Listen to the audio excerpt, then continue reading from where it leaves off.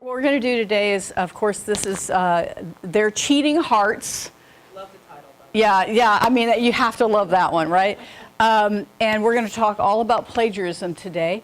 And we have, my name is Candace Hastings. I'm the director of the University Writing Center. And so I'm going to present some things on designing assignments and using some tools. And then I'd like for everybody to introduce themselves, and then we'll go ahead and get started on this venture. Go ahead. Isabel? Howdy, so I'm Isabel Elizalde. I am one of the senior IT consultants over with Instructional Technology Services.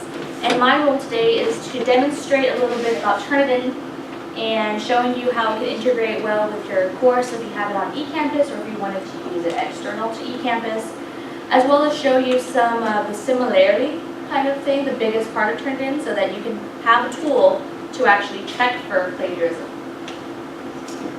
Howdy, thank you for being here this morning. My name is Tim Powers, and I'm a Little League baseball coach. No, I'm kidding. But I serve as the director for the Aggie Honor System office. The Little League gig is just a side job. But I serve as the director for the Aggie Honor System office, and that office is responsible for adjudicating and processing allegations of academic misconduct. And so the last part of the day, once you've gotten through this, helping students be successful and learning what plagiarism is and learning about the tools of the university, I'm going to help you walk through the process that you would engage if a student were if you were to encounter plagiarism as part of teaching the course. So thank you for being here today. Great, thank you.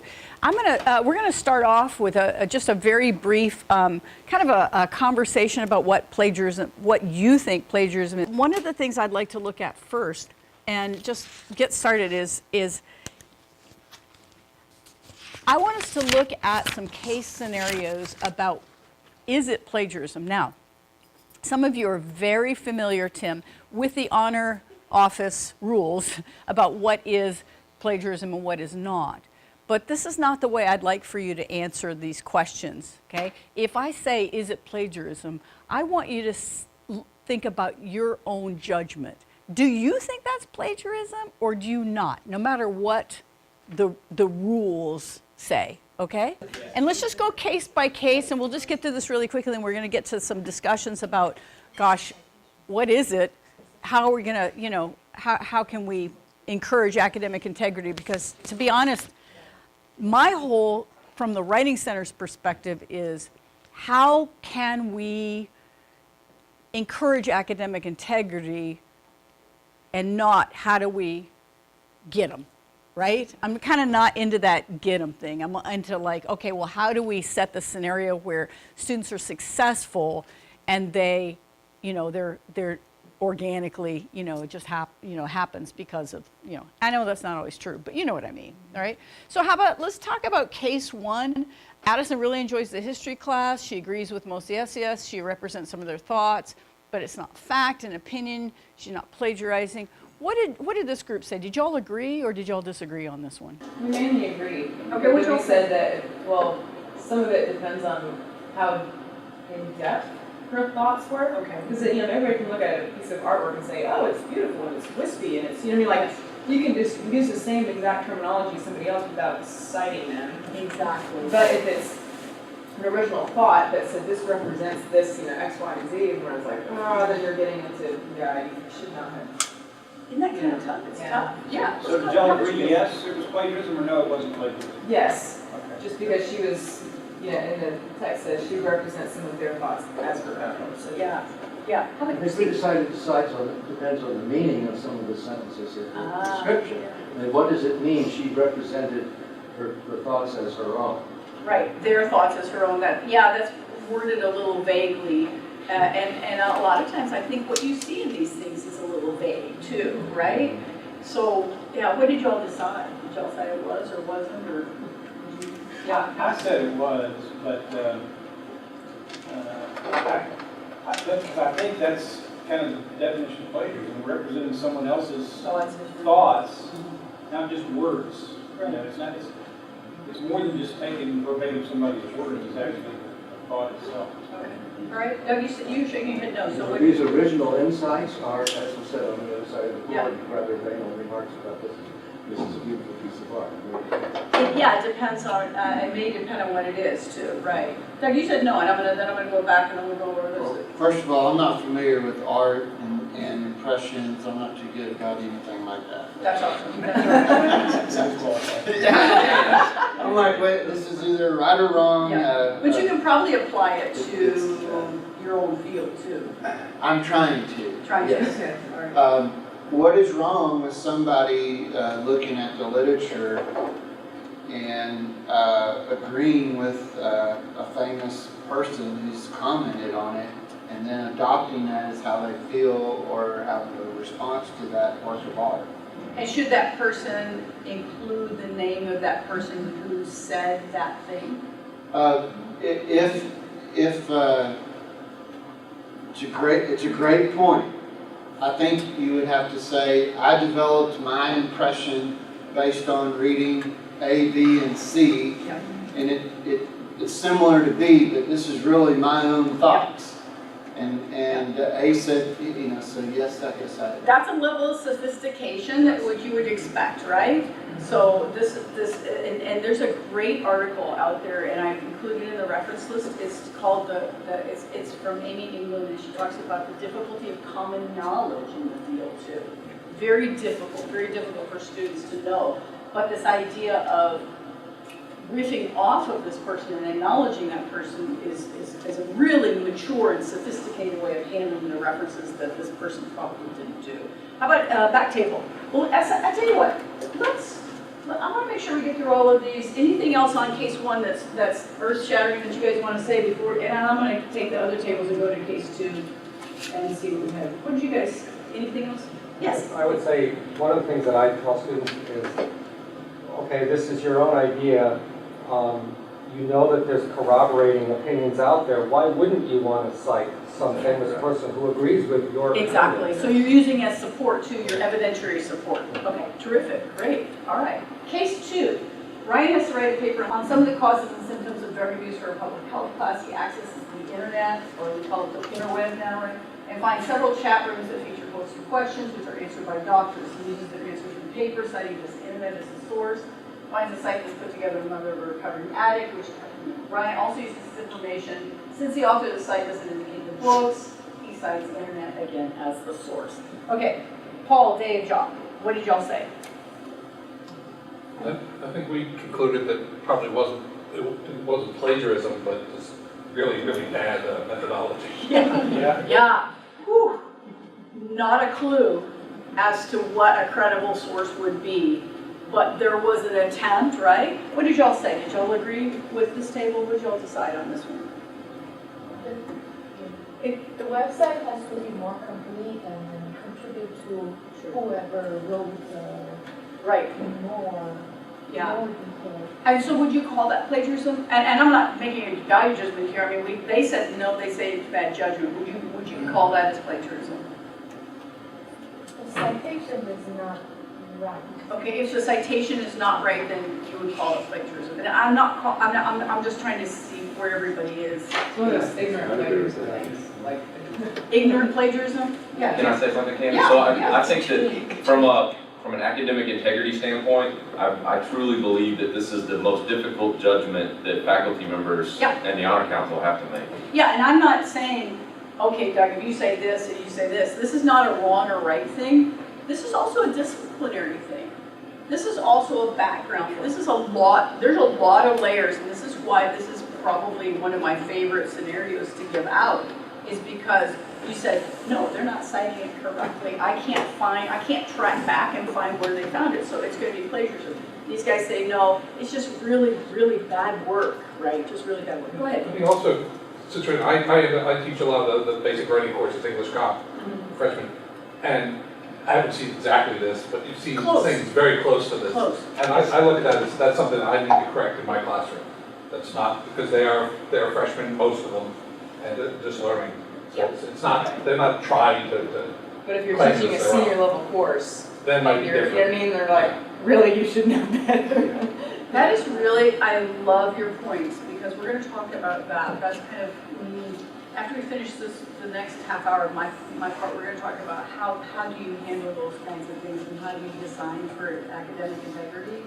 And what they should and shouldn't know, I find is real nebulous, because you will find a student who should and does, and you have another student in the same classroom who's a senior who should and doesn't, right? And so how you handle all of those things is a little, a little difficult. Case study 3. Last semester, Ben took an ecology class, wrote a paper. This semester, he's taking wildlife, and wrote a paper for last semester with work. What'd you guys say? Front table. What'd you guys say on this one? Yes? Ooh, unequivocally. Okay, how about you guys?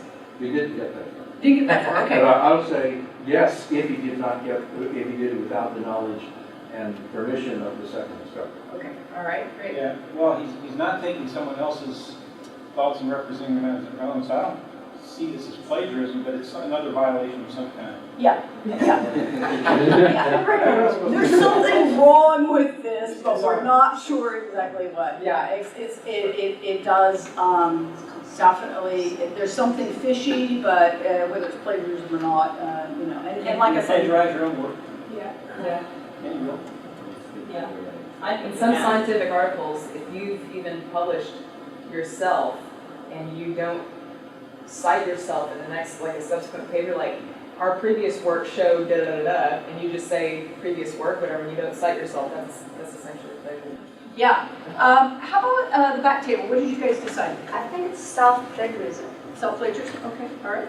So I think that this is one of those things that, and Tim can weigh in, according to the rules, you have to get the permission of both instructors, is that correct?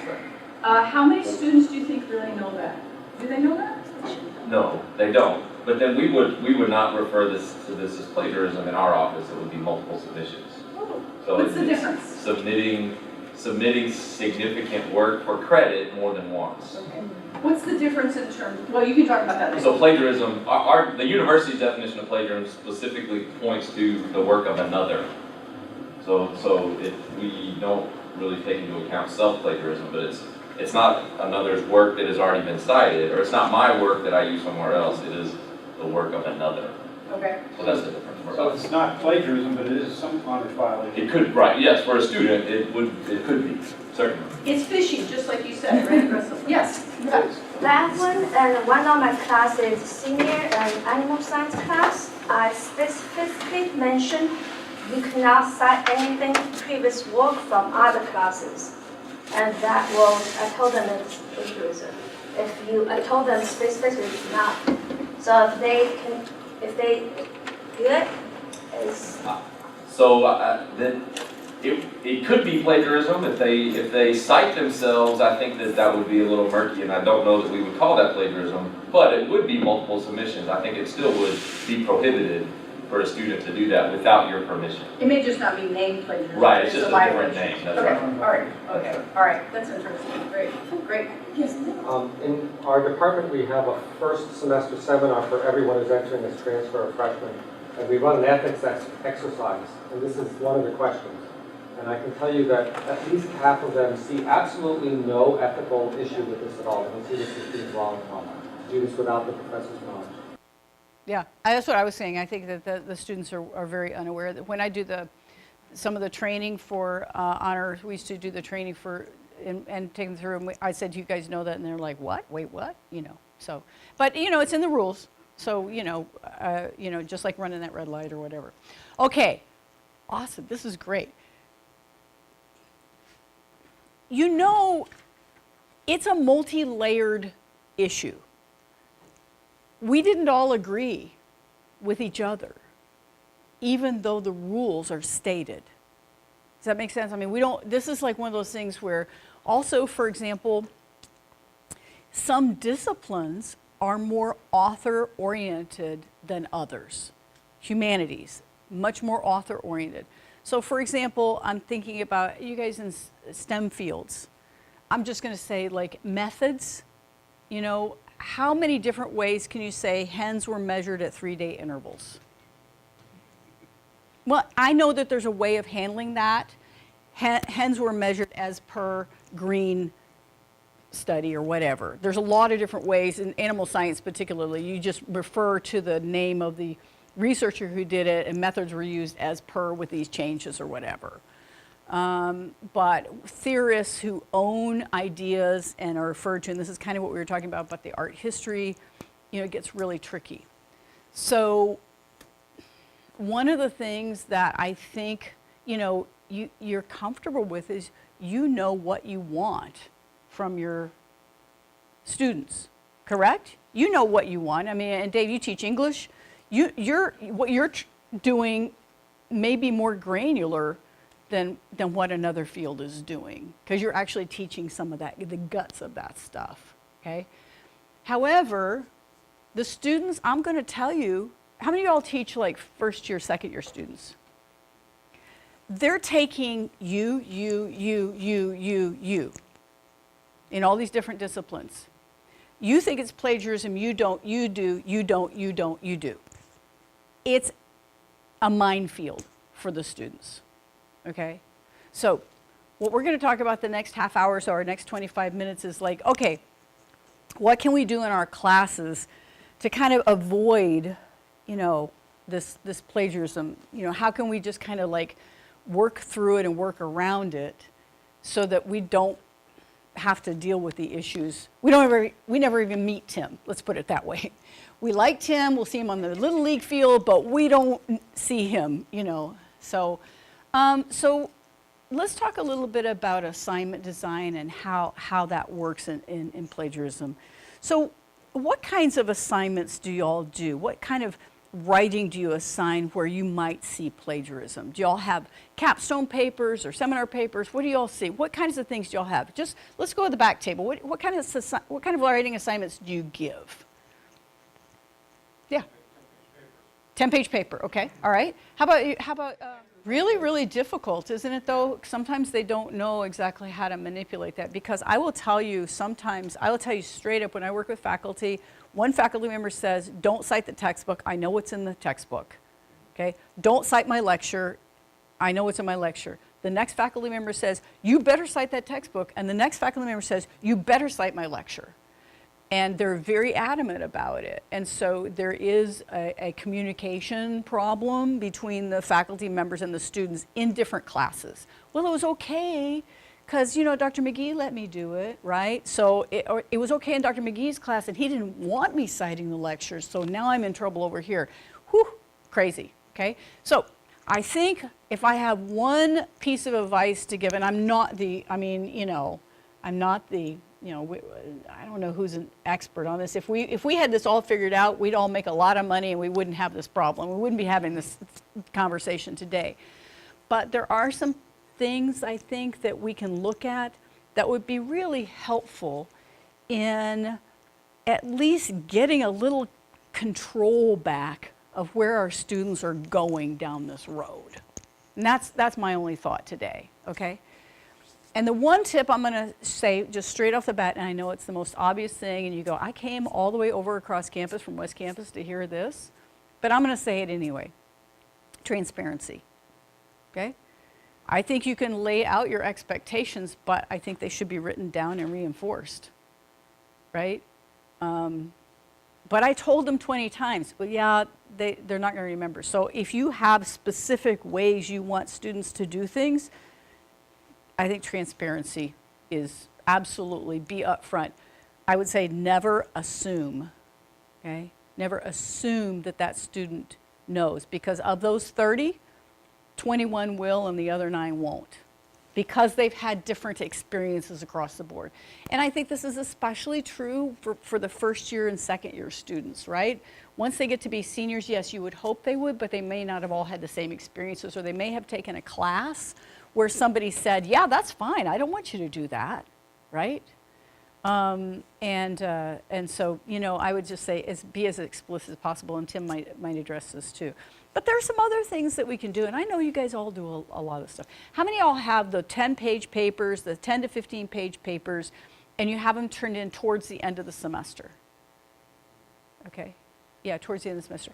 How many of you guys then have, how many of you guys break that down into separate assignments and then they turn it in? Okay, yeah.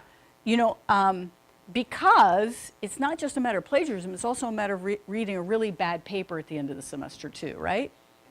You know, it may not be plagiarized, but it might not fulfill the obligations of the assignment. So I'm going to talk to you guys a little bit about the way some of the, and some people say, well, I've got 100 students. Well, some of these little tricks don't take a long time, and I'm going to share a few of those with you. Yes, there are students that are going to nickel and dime you to death. Yeah, with it, whatever you do. I think I'm a little broader here. If you have expectations that you really, really care about, and I think yours was a perfect example, if you say, no, I don't want you to use any material from anything else, you know, if this has to be all new, if you just throw it in that assignment sheet, it's clear. I mean, that seems to be pretty clear, right? If it's something that you value and you mean something, if something that doesn't value, you don't really, that we all value different things coming in. Like, I really value X, Y, Z, and you don't, right? So tell them what you value. Tell them what you value. Tell them what you really care about. And then also when they violate it, you know, it's not personal. We tend to take these things a little personally, right? A little like, I worked with a student so much. And it's really hard when it's like, when you have that kind of relationship. But yeah, just, you know, just be as straightforward as you can. And then, you know, students are going to try to get out of trouble, right? In lots of different ways, That's called self-preservation. So I'd like to know about some tricks that you guys do, but let me throw you a few tricks I do, and then let's get to the tables. And I've got some sheets, and I think by sharing, we've got, especially with the way you guys, most of you break down the assignments. When I'm using sources and references in the papers that I assign, one of the things that I do is first of all, I have them use, personally, I teach in the College of Education. So I use RefWorks. Some of you guys use EndNote, right? EndNote, RefWorks, they're two, citation management. I use RefWorks. I make all my students get a RefWorks account. And then the first thing that they do is when they start getting references, I have them share their RefWorks folder with me, okay? Now, I'm teaching small classes. I'm not teaching 100 in a class. But if you're teaching a capstone class, that's my first checkpoint. Okay, you're going to get 10 sources. I want you to get 10 sources that you think that you're going to do on your topic. You're going to share. I want you to share that RefWorks folder with me. Okay, it takes, you know, like 3 minutes to go look at it. Like, you know, that's not going to work for you, or this is not going to work for you. And that's one of the things that I do. Okay, that's as a checkpoint. So if I have a long paper at the end, okay, and this works with grad students and undergrads. And I'm going to show you an example of an undergrad class I teach and a grad class I teach. But for the grad class, of course, they're huge papers. I'm teaching proposal writing this semester. They're huge. Oh my gosh, I don't want a 50-page paper at the end. That's terrible. So yeah, we have checkpoints all along the way. But I also have students, my undergraduates, writing blogs, but I have them look at references to inform the blog entries, okay? So that's one of the things I do. The other thing I do have an example of in your packet is after that, I have them, I give them a template with a spreadsheet in it, and I have them look at the literature and take notes from the literature or the references they're looking at and put their references in a literature matrix. Now, I have this one set up for a literature review because I have them look at empirical articles. You don't have to do this. You could take a spreadsheet, give it to them, and maybe it's like, Dave, what English class do you teach? You teach like 203 or anything like that? Okay, so if you're looking at a piece of literature, let's say you're looking at the story of Rose for Emily and you want them to find 3 sources on that, it wouldn't be what method did they use. You put a different column in there. Well, what metaphors do you see, or what kind of symbol, whatever, okay? So you can set it up for your class, and what I have them do, and I'm gonna tell you, this is what I found. Most of the plagiarism I see, and I don't know if this is true for y'all, most plagiarism I see is because of sloppy research practices. They have sloppy research practices, careless. They take the PDF file, they gather them up, they don't really read them, they just say, this will be good, they'll skim them and put them on. Then I see them in the library all the time doing exactly this thing. They'll stack them up on the table, or worse yet, they'll have them on one screen and they'll be working on another screen. They write the paper from the PDF file. They'll look at an article. Okay, I don't really understand this article, but this looks good. Let me paraphrase this. Paraphrase is the devil. They paraphrase this and they put it over here. And then they look at another, I gotta have another source. Then they take it over here. So what I do with this table is I said, I want you to read those articles and I want summary only. and I want that in the columns in this matrix. So set up the columns any way you want. That's a homework assignment for me.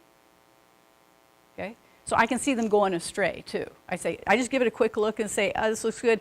Hey, you should have done this on this, but it takes me very little time to score those things. Okay? All right, that's another thing that I do. And then, so I just kind of then progress. And a lot of you guys probably have things turned in stages and whatnot. Next step for me, annotated bibliography. Even if it's a grad student, undergrad, it doesn't matter. So I actually included my undergrad in that packet, a sample annotated bibliography for my undergrad class. So that would be the next step, okay? And the next step then says, what sources did you find? Summarize the source, and how would you use that in your paper? How are you going to use it in your paper? Not just what is the source, but how is this going to inform what you're going to talk about in your paper? All right? So that's the next step. And this one I liked particularly because the last one on that second page here, I was only going to print one page, but the important stuff is on the second page where it has Vasilampi.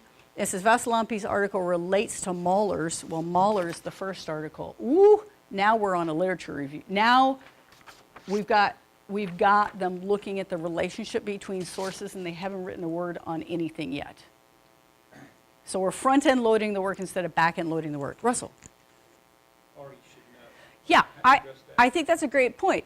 When they switch genres, they switch types of writing. The way they learn to write in 104 is not the way they're writing for your class. They're writing in a different genre, okay, with different expectations. Don't get me started. Well, English in itself is a discipline. History is a discipline. I don't understand how historians write. I'm going to tell you that's my weakest field.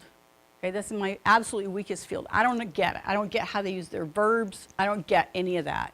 And I taught English 104, 203, creative writing. I taught those classes for like 20 years, right? But then when I started helping engineering students, I'm like, this doesn't look like this at all. Now, yeah, the basics, topic sentences, those kinds of things are transferable. But to get those students to transfer those skills, sometimes they leave them at the door because they're not. Learning transfer is one of the most difficult things for students to do. And being explicit about it, I'm not saying you even have to honestly, you don't even have to look at some of this stuff. You could make it just a part of, that's something they should be doing on their own. How many of your students keep literature matrices on their own? Yeah, you don't know probably, but I would, if I were a betting person, I think I'd win the bet that not many. I think a lot of them are writing from the PDF files, even in your capstone class. So by introducing, you don't have to take a lot of time to introduce good research practices. You say, these are the practices I expect from you. This is what you ought to know. Plus, oh my gosh, this is what I do. Students, do you want to work harder or smarter? This is working smarter for them. They should see the advantage of that. Now, whether they do or not, I don't know. I don't want it to be an owner's task for you, but when you say they should know it, I can tell you that swapping genres and also swapping expectations from class to class makes them, maybe some of your students, man, if you weren't even there, they would be able to do it. But others are going to struggle. So I just like blanket. I just blanket and I say, here's this for everybody. This is a good tool for you guys to use and I expect you to do it, okay? If you give a completion grade or something like that, or not. If they're capstone students and they need to be doing something like that and they need to stay organized, hey, here's a tool. You better use it because, I expect this kind of quality at the end. So you can do first years. I work with doctoral students, but it's actually a writing class, so that makes a big difference too because I feel like, and I said, should they know it? Yeah. But their experiences have been so different from professor to professor, right? Yeah, great. What else? What other kind of comments you guys have? What do y'all do? These are some of the things that I do. And I just wanted to show you as just kind of a very short example of like some tricks and tools you can use to kind of like say, okay, you guys, we're not going to let you write a 10-page paper at the end and turn in something that's not adequate and maybe plagiarized. Okay? There you go. I actually do a little bit of the same thing. I actually have them turn their papers into Turnitin.com before, as a draft. I require them to turn it into Turnitin.com before they give it to me. I'm saying, you look at it, you fix it, that's your responsibility, that's how you learn. And actually, Isabel, I don't want to steal her thunder. She's going to talk a lot about that in this next section too. But that's great. Be explicit. You're being explicit about that. Another thing that the students have a lot of problems with is paraphrase. I like to get rid of paraphrase altogether. Unless you're describing a method or something like that, it's a one-to-one relationship. If you don't want quote, you're going to go mostly summary, correct? Yeah, where you go, okay, let's distill the ideas down. Very difficult for students to do, so you might have them practice it in smaller assignments. I think you're talking about the one-pagers. That's maybe somewhere where they could practice that before they go big. I will take samples then from their drafts. Let's say they're doing drafts. I take samples from their drafts and I show them to the class when we meet, right? And so this is actually an example from one of my students. And I'll say, and I show them how citations are a sub-conversation between the scholarly works. Because if they understand, they're just trying to figure out where to put the period, y'all. They have no idea what this is all about. They're looking about, my teacher's really gonna punish me if I don't put the comma in the right place. I'm like, maybe, but you don't get the whole concept. You're kind of drilling down into the weeds, and you don't even get the concept.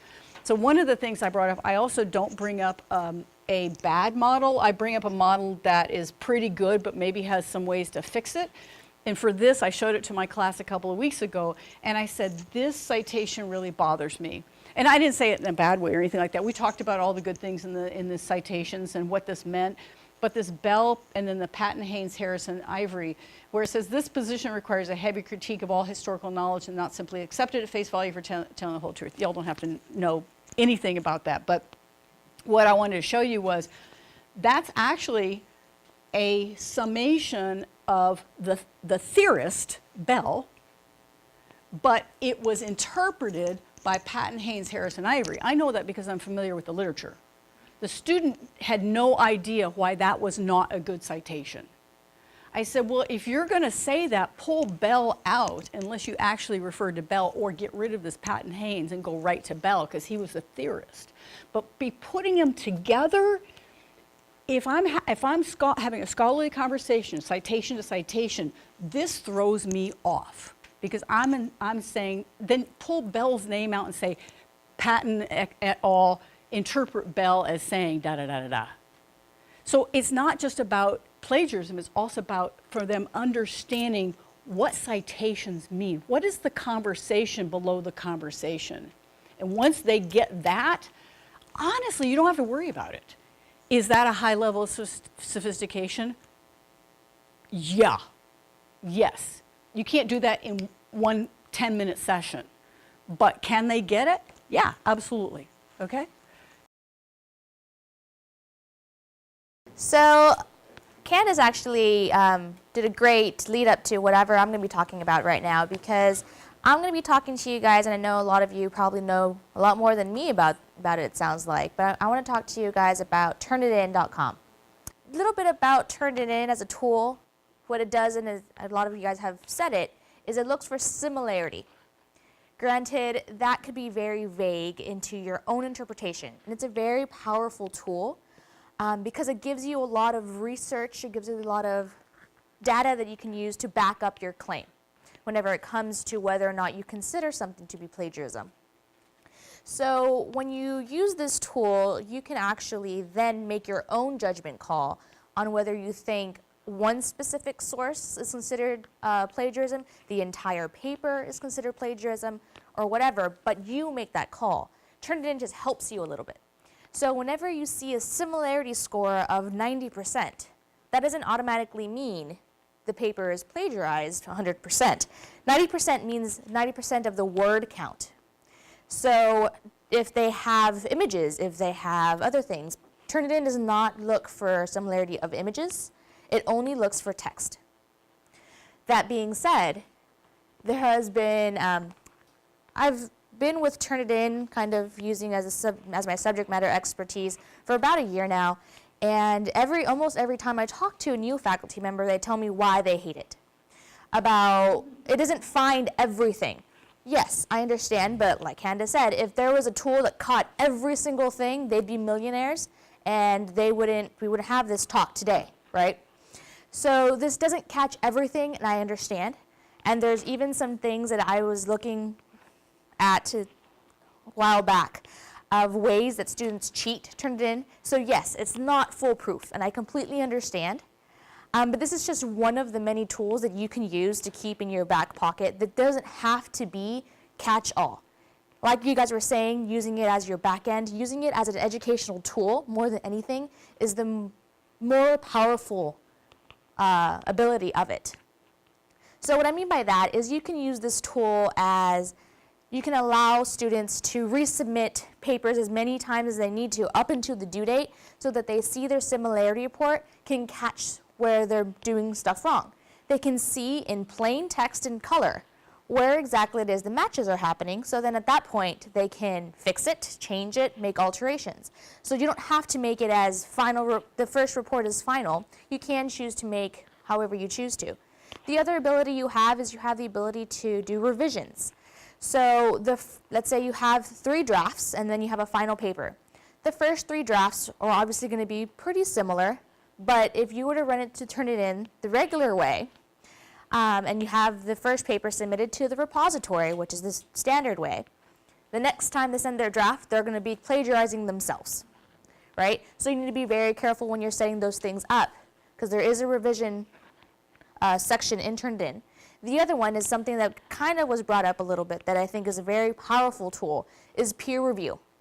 There is a peer review tool within Turnitin where you can give the students certain things to look out for. It can be based on your expectations, on a rubric, or whatever it is you want your students to look out for. So if you want one of the things to be, is this properly cited? The students can then peer review each other and they can evaluate themselves, and this can be a learning tool, right? And it still does the same thing with similarity as well, right? I have a few examples of what a Turnitin assignment would look like. This looks familiar to most of you guys, right? So in eCampus, the way you would create a Turnitin assignment is by within a content area on this top banner, go to assessments, and then there's Turnitin assignment. Here is where I'm talking about those 3 types of different assignments that you can have. You can have paper assignment, which is the basic standard one. You can have peer mark assignment, which is that peer review. It's a very powerful tool. Or the revision assignment. So if you're going to be doing drafts of some sort, you might want to use the revision assignment. You could still use the original paper assignment. You just have to make sure the first few drafts are not submitted to the repository, because then what happens is they get plagiarized amongst themselves. Then we have to contact Turnitin to remove the papers, and by the time they realize it, you're already ready for the last draft and you haven't even finished the first one, right? So just keep that in mind. So the same thing here, you'd put in a title, you can put in a point value. I can't move over this way, but on the right-hand side, we have our start date, so you can start creating your assignments today if you wanted to, if you don't want them to open up until later. You can designate a specific due date, and then post date does what you want to do it. Sometimes what instructors will do is they'll make the due date and the post date the exact same time, because you can choose, if you wanted to, have grades revealed to students on the post date, or you can manually show them to your students based on eCampus grade columns, right? So after you have done this, take a look at the optional settings. So some optional settings is enter special instructions. That literally means the instructions. It's not necessarily special. This is the basic instructions you'd see. Allow submissions after the due date. This one's up to you as the instructor. Similarity report. If you turn this one off, the main purpose of Turnitin at that point would be just for feedback. Because that's another huge thing that Turnitin is really good at. They have an area for you to give great feedback to your students in line, as well as overall. They even have a voice comment. And there's even the rubric, where you can import a rubric, create a rubric, and have that for your grading. There's a couple of other things that come in through here where you can choose if you want to exclude bibliographic materials, exclude quotes. So that same conversation we were having earlier of whether or not, so like Juling, he says he does not allow quotes. He'd want to make sure he'd include quotes to be checked in that similarity report so that they are flagged to him, right? Allow students to see the similarity reports. That's up to you if you want to allow them to. You can make it an educational tool. You don't have to. Reveal grades to students on post date. That's what I was talking about earlier. But then the submit papers to repository. Every single paper that you submit this semester will get sent to the repository the same as the one from next semester, right? So A&M has already built what we would like to call our own repository over the years. Same with repositories from West Virginia and Washington, D.C., all over the United States and the UK. We have these papers being submitted to repositories. So your paper gets checked across all of the things that you choose for it to get checked across. So right below that, if you submit to the repository, you don't, it still searches across these tools that you wanted to check across. You can check across student paper repository, so across the semesters, all the papers that have been submitted through Turnitin.com. Institution, so that's our specific one. Current and archived internet, so Wikipedia, anything online can get searched across with this. If it's public, if it's a private website, it will not get searched across. So if there has to be a password entered to gain access, so eCampus. I cannot search across eCampus because that's a private website, right? But it could search with Turnitin papers. And then periodicals, journals, and publications. So anything from like EBSCOhost or something to that effect that you have your students searching through, it can search across all of those things. So if I click yes, it then asks me, what do I consider to be a small source? So I can choose if it's 20 words, it's considered to be a small source, I'm not going to check it. Or I can do it on percentage base. Right, so I then have the power to choose that. If I wanted to, I could leave all of this as no, and then I can manipulate that later within the individual paper. So if I have a fear that one student did something, I can then go and switch things off and on and see how the differences changes with the similarity report, right? So what exclude bibliographic materials means is literally like your citation, right? Any citation can be technically excluded, right? But if you were to say, yes, I want to exclude it, I'm not going to look at anything in the citations because that's typically something that's been across searched tons of times. Other people have cited it, that keeps going. If not, you're going to have those included in your similarity report. You're going to have a very huge number, but what if it's an annotated bibliography? Majority of that, not majority of it, but part of that paper is going to have those types of materials, right? Yeah, it just depends on what type of paper it is. If it's a reflection paper, they probably shouldn't have lots of bibliographic materials, right? But if it's like an annotated bibliography, a literature review, something that the majority of the paper does constitute bibliographic materials, maybe you would want to exclude it, right? So that it doesn't make the similarity report 90%, right? Because once again, the similarity report score that you get is based off of word count. So if you have 1,000 words, obviously that's going to be different than if you have a 10-page paper with 5,000, 6,000 words, right? And then this other one that we've talked about before too is generating similarity reports for student submission. The default one is immediately that students can overwrite reports until they're due. What this means is, let's say my due date is next Friday, but I give my students the incentive of if you want to, you can submit as many times as you need to up until the due date. So that means right now, since I have my paper done right now, I can turn it in and check to see how I did, right? I can check to see that I actually got 70% match. Oh my gosh, I don't want that. I need to fix some things. That's an incentive for me turning it in early, right? And I can override and fix my stuff. I have the weekend to fix it. I can turn it in on Monday, and it overwrites it. My next one overwrites it. Now I have a 20%. I'm good. Educational tool. You can say that immediately the first report is final. So that means the very first time they submit it, that's it. If they get 90%, they get 90% match. And then on due date, that means they will not see anything at all until the due date that you have selected. So once I've had all my students submit their papers, I'm ready to start looking at them, right? The way I would do that in eCampus is on this left-hand side. I have my, and yours would be course tools, mine's organization. I'm going to go to Turnitin assignments. From here, I see all of my assignments. What I had did is I had created the first one as a regular paper assignment, and then the second one was my peer review. My third one was a revision of the first one. So I allowed my students to revise their paper based on the feedback they got. This is an example that you can use if you choose to. So let's say the first one's going to be the first chance, so to speak. The peer review is the option for the students can then peer review each other as they get feedback, and then they want to revise it.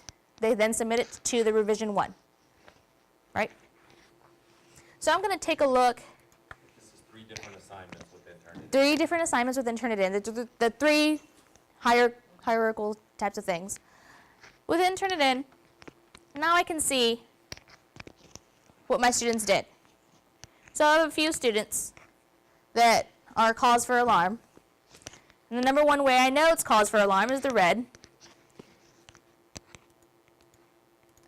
But what does the rest mean? So this is what Turnitin thinks is cause for alarm. If it's blue, that means that there's not a single matching word in that paper. If it's green, that means it's from one matching word all the way to 25% of that paper is similar to something else. Yellow shows that 25 to 49% of that paper is matching. Orange is 50 to 74, and red is 75 to 100. This is percentage of the word count of the paper. Just keep that one in mind too. But back to Turnitin, I'm going to actually take a look at, let's look at Daffy Duck's plan. I can click on the title, or I can click on the similarity. Both take me to the same place. But here I see a couple of layers. It's a little different from what we're used to because they just moved from the classic Turnitin to Feedback Studio, and this one's more geared for you guys to give quality feedback back to your students. On this right-hand side, I see the 95. If I click on that 95, I then see the match overview. What this means is this is the #1 source that is matched with this paper. That means that 95% of this paper matches to 95% of this website. Okay? Well, this one is a website. If I click on that website, I then see in context of my paper everywhere where that matches. I can then see, if I click within this text, this little book shows me the source. So now this is the source in context of what I matched. So now I can side-by-side view, okay, this is the original source that this person plagiarized from, so to speak. This is the paper that student submitted to me. Now I can see side-by-side, okay, yes, this was, in fact, what I would consider to be plagiarism because it's word for word, right? This other way shows me every single source this matches to, even the 1%. So you know how we talked about those small sources? So the paper that's 2%, that means 2% of this paper matches to 95% of this paper. And some of them overlap, so there's not going to be like exact math. But that 2% paper, if I would have excluded small sources, I could have excluded 2% and less, right? But if I wanted to, I can click on that paper, and once again, it will show me highlighted within my paper where it matches, wherever that is.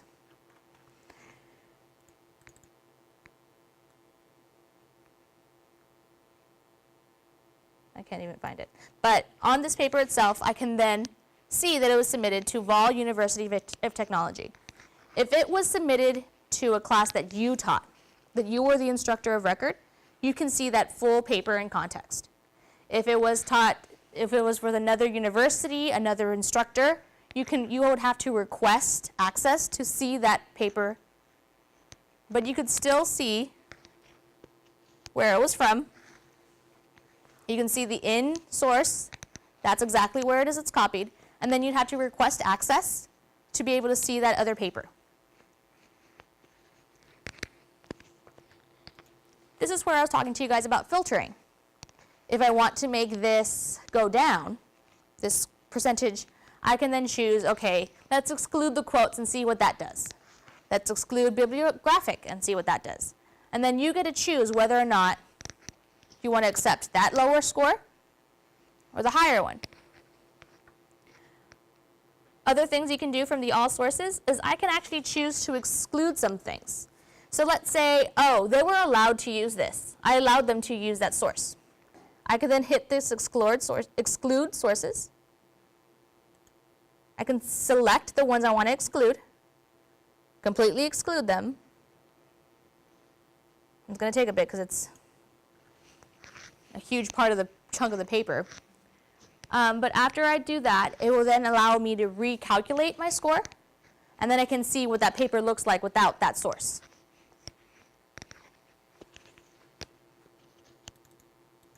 Yeah, it's way too big. It's taking way too long. But essentially, that's one way that you could choose to do it if, by some chance, you noticed that, no, I don't think this is considered plagiarism.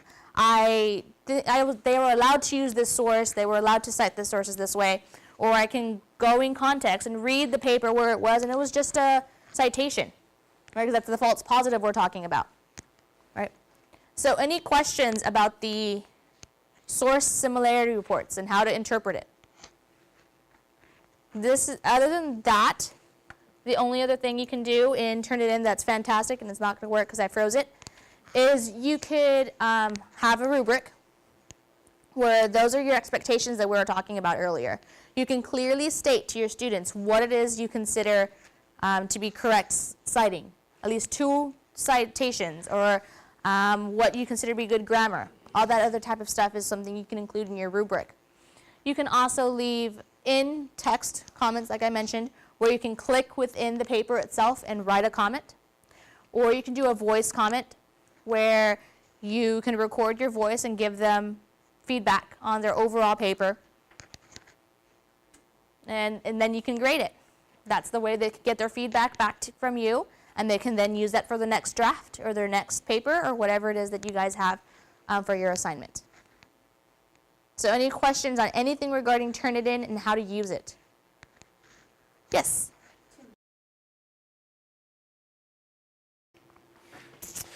Okay, well, howdy. So this is, my part is the worst case scenario for you, I think. So all of the teaching and effort that you put in preparing your class, educating students, setting up assignments, all of that leads to me if the student makes choices that are still outside of your expectations for their work. So I serve as the director for the Aggie Honor System Office, and this is the group that our office was formed in 2004, and so part of today is going to be about writing and plagiarism and how you may be able to respond to it.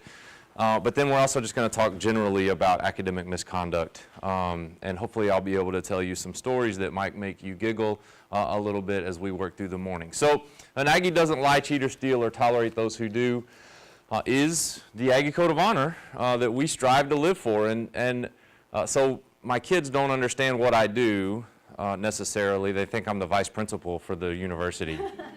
So what I've told them, if someone asks what they do, they say, well, an Aggie doesn't lie, cheat, or steal, but when they do, they go see Dad. So I get to have fellowship with students who are making choices related to academics that are outside of our expectations. So we've heard about plagiarism a lot today. That's obviously one form of misconduct. What are some other forms or definitions of misconduct that the university has that you might be aware of?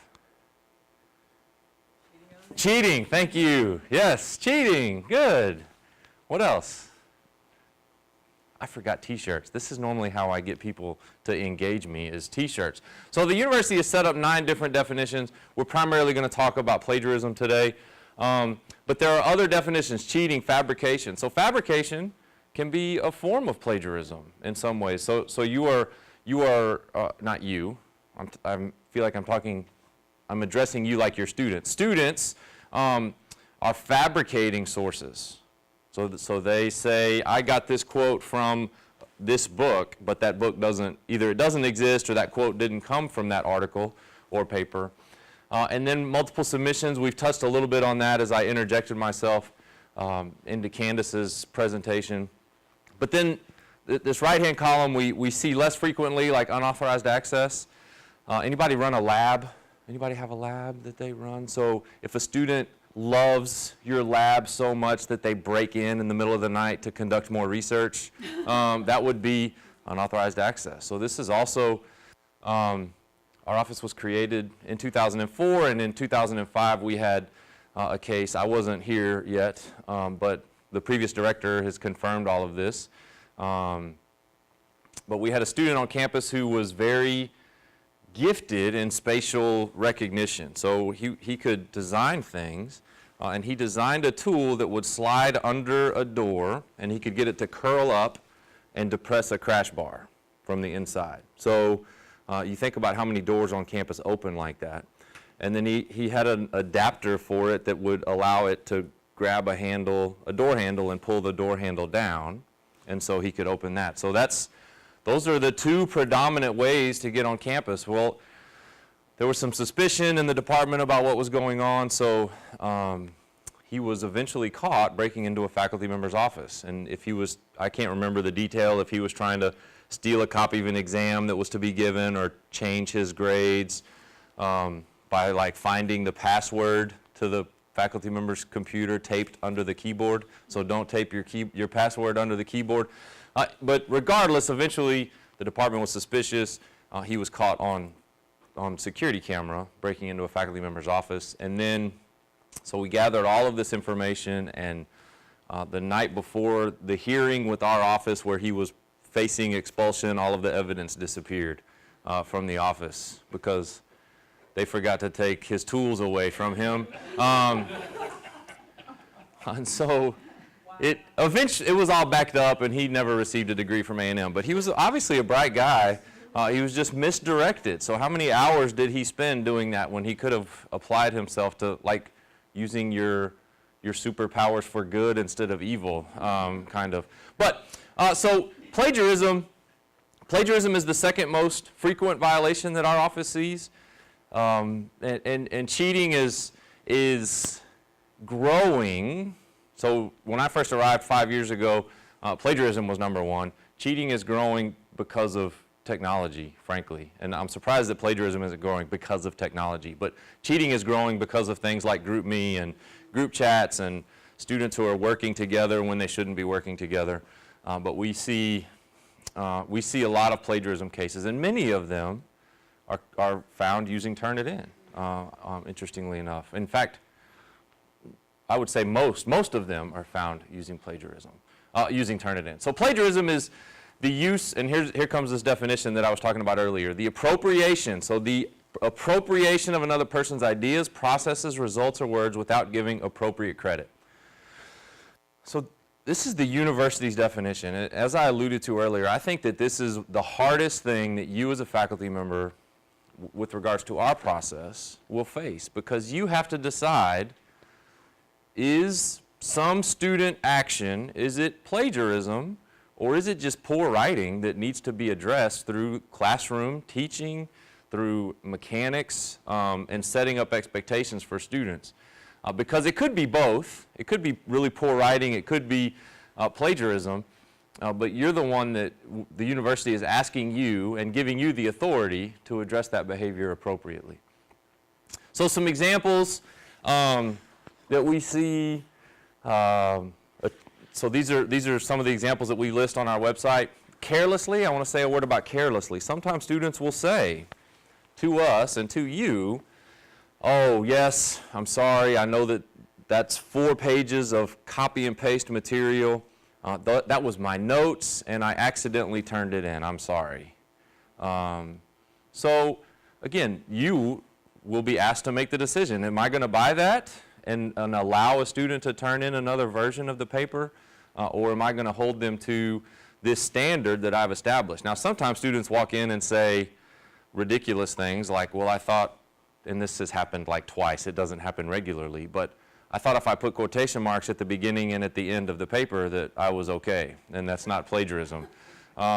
We have there's all kinds of, I am certain that around this time of year, one of the most popular search phrases on Google is how to defeat Turnitin, or how do I beat Turnitin.com. And so there's all kinds of little tips, like some students believe that if they put periods between every word and then make all of the periods white font, that will defeat Turnitin, so that it just looks like one long word. So the entire document is one long word. It doesn't work. We've tried it. It doesn't work. And sometimes it's genuine. It's a careless act. They made a mistake, and they need to fight through it. But the bottom line is accidental plagiarism is still plagiarism from the university's perspective. And I think in all of our professions, our publishers and editors and for journals would probably consider the same thing. Accidental plagiarism is plagiarism.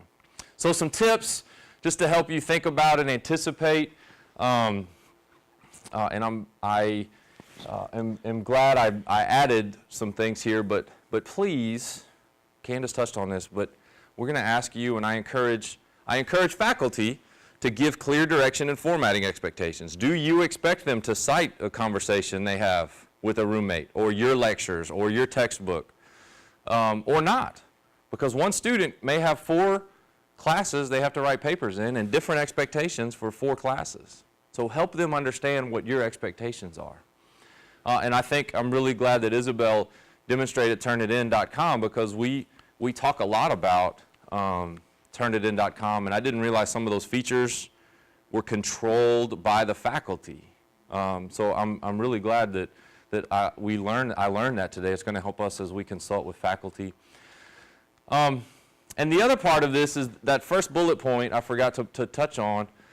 When I present to students, and we present to every fish camp, we present to new student orientation, we present to graduate student orientation, international student conference, we tell them, look, if you don't understand what the expectations are of your faculty member, then ask.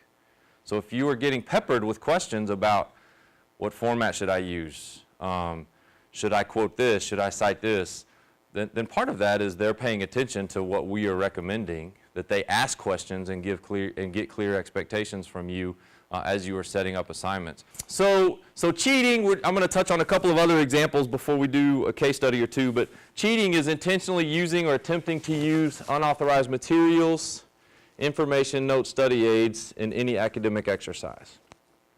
And then we go on to say unauthorized materials is anything that gives a student assistance and has not been approved by an instructor. So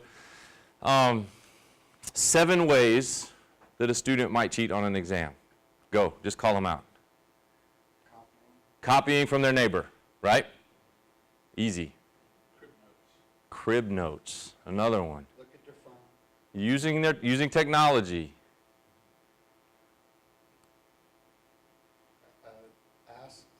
So I do this drill, but I put one student on the spot and say, give me 7 ways. And it might concern you to know that they get to 5 in about 8 seconds. My phone, my smartwatch, my neighbor, crib notes. And so, like, we as a group struggle to come up with 7, but students spend some time, and not that they're planning to do that, but they have seen it or experienced it or at least considered it. So my encouragement there for you is to give clear instructions as you are working with students. So maybe add a line. You can only use things that are written on, not anything that can fit on a piece of paper, but anything. So cheating, and I think that this applies to plagiarism too, particularly collaborating with other students. A lot of the plagiarism cases we see come from our first-year science courses. I think we got 12 of them in the last 2 days. So it's students who are taking a Biology 101 or 111. They're taking Biology 111, and they have to write a lab report. but their roommate took Biology 111 in the fall. And so they look at their roommate's lab report. And that's where it gets complicated, because there's so many technical terms in a lab report. They have to work out, this is a technical process that can only be described in a certain number of words, but they are using someone else's words to do it. And the most troubling thing is we have students that take the course in the fall and they're failing the course, so they Q drop it. And part of the reason they're doing poorly is because their lab reports are awful. And then they take the class again in the spring and they just submit the same work. They're like, oh, I wrote this last time. They submit the same work that they submitted in the fall. So they're plagiarizing themselves, which is multiple submissions. And they weren't getting passing grades on them anyway, but they submit them again. So identify and help students understand when it's okay to work together is really important. And if you are, so clearly establish when it's okay to work in a group, because I think that has implications for cheating and plagiarism. And differentiate between collaboration and discussion. I think a lot of professors do a good job of explaining this on their syllabus, and I think it applies to plagiarism and cheating. Discussing concepts is great, but when you're drilling down and working on the assignments, then please consider giving them clear expectations about when that is okay and not okay. All right, so let's look at this case study. Students in Bio 100 lab are required to complete a cumulative report for the semester. Tony and Dominique get together to discuss the assignment. So Tony and Dominique are two individuals. They're discussing their understanding of the class. They agree to break the paper up into sections. So we'll say they're each going to write one of the two sections. They're going to write half the report, then they're going to combine it into a single report that each of them will turn in. Is this academic misconduct? Yes, I see heads nodding. Yes. Anyone say no or maybe? Right, so tell me, right, so this is where the clarity of instruction comes into play. The university's default is every assignment is an individual assignment. So this would be prohibited by the university's default.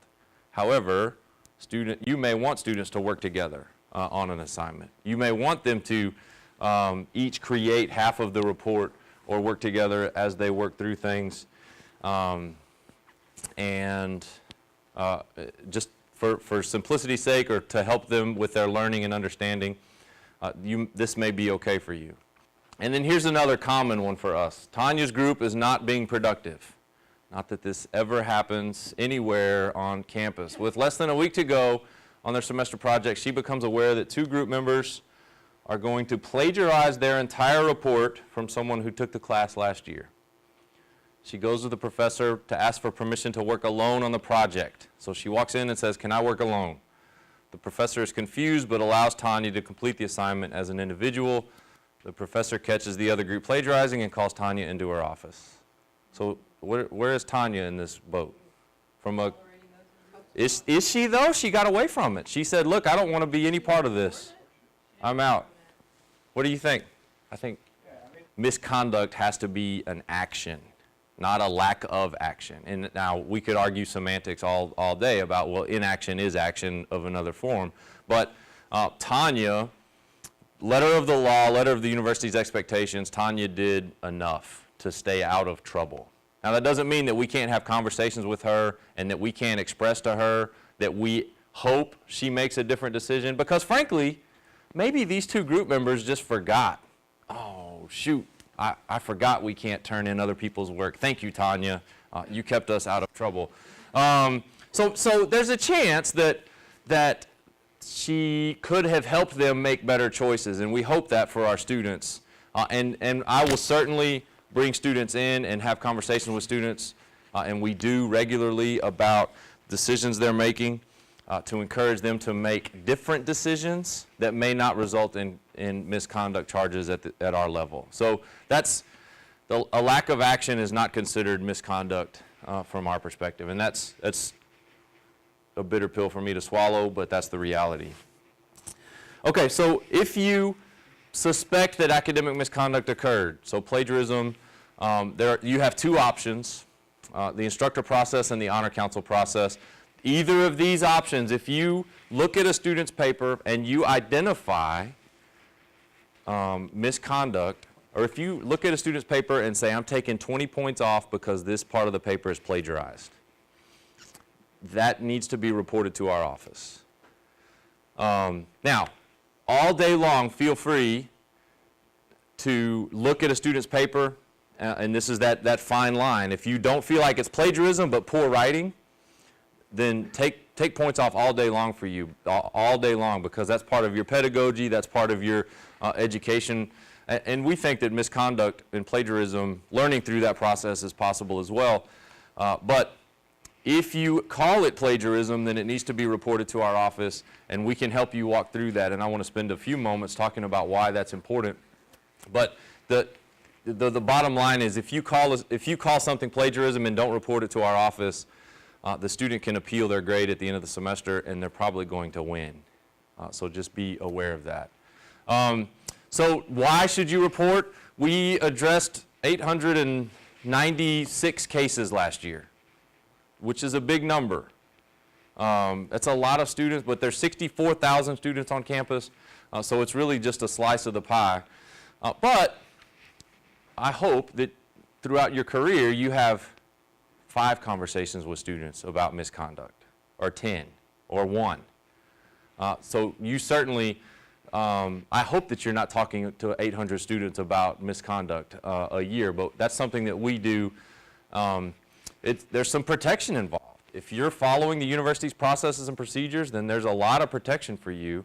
Our office has been sued twice in the last 3 years by students who disagreed with our decisions.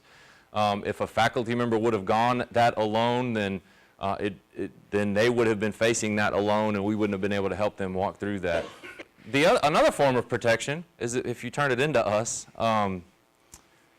and you get a phone call from an angry mom or dad or attorney, all you have to do is say, call Tim. I enjoy working with people who are angry and upset. It's part of being a Little League coach, like dealing with parents. I deal with parents all day. I feel like, but if, sometimes we can't. You would be surprised. You can, if you have the student's permission, you can. So students run in, and frequently they sign waivers that allow us to talk to their parents and make sure that the parents understand the full story. Those students who really messed up and made a big mistake don't want us to talk to their parents, so they tell their parents their version that they want their parents to know, and then say, no, you can't talk to my mom and dad, so they're only getting one side, and those are the parents who are particularly difficult, because we can't tell them the other side of the story. But the biggest point of having a student engage our office, frankly, is from an education standpoint. Our repeat offender rate is less than 3%. Sanctions you can apply range from a 0 on an assignment. The Honor Council is a group of students and faculty who can suspend and expel students. We have suspended or expelled 15 or 18 students this year since September 1st. Some of them are really silly, like graduate students taking finals for undergraduate students and getting caught. Plagiarism on a dissertation that a student refused to correct several times. So this is not something that we take lightly, but these are sanctions that you can apply or that can be applied through the misconduct process. So the way that our office is set up is I have a staff member assigned to every college. My staff members work with multiple colleges, so if you ever call my office, you will always work with the same staff member. So unfortunately, there's too many that are on a first name basis, and they talk about kids and family before they talk about work because they speak so frequently. But you will have a staff member that's assigned to you, and of course, I'm happy to answer any questions that you may have. Thank y'all.